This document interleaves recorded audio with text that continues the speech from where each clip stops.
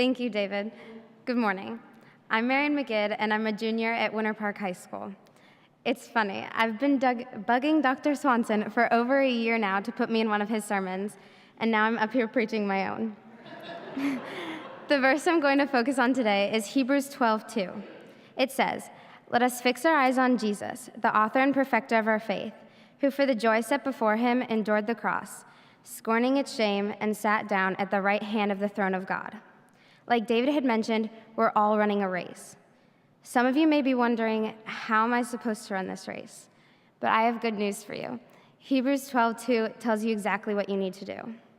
All you have to do is look up. Look up and see how Jesus lived his life. Look up and see him there waiting for you. You can't risk looking down for the possibility that you might fall, and you can't look behind you because you will stumble.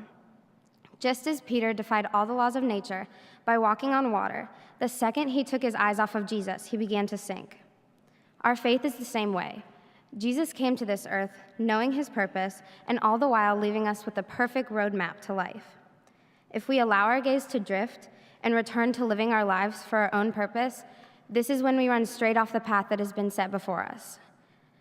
All of us run paths that contain hills, obstacles, and sharp turns, but this is why our lives are so beautiful.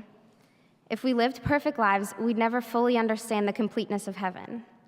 In my high school career, I've managed to fix my eyes on Jesus and keep them there. I'm so blessed to feel zero temptation from the things that surround me at school.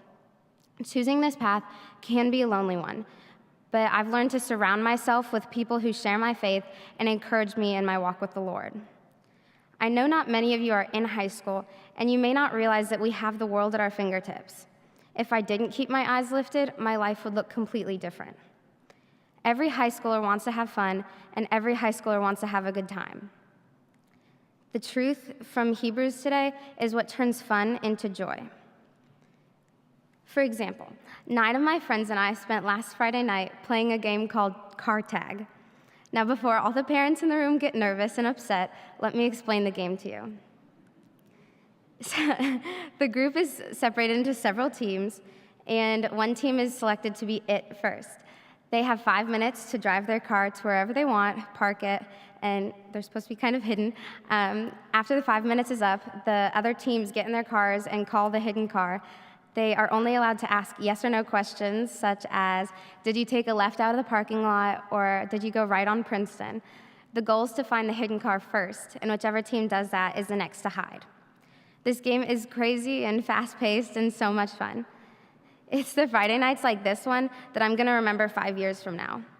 I'll remember the crazy games and the competitiveness that we're all so capable of. These are the times I'll look back and smile at. These are the times where I fixed my eyes on Jesus and found joy in my every step. My own race started many years ago and will not be over until the day I reach the gates of heaven. We're all running a race. What does yours look like? Where are your eyes, and what are they lifted to? Jesus, the author and perfecter of our faith, lifted his eyes to the gates of heaven. He looked to the fact that the shame he would bear would be the source of our salvation. Because he ran the perfect race, we can run the perfect race through him. I realize that past gets deep and we struggle, and at times we don't want to take another step. But we have to realize that we're not running alone. We run with endurance that's given to us by Jesus, and we run by the example his life provided us.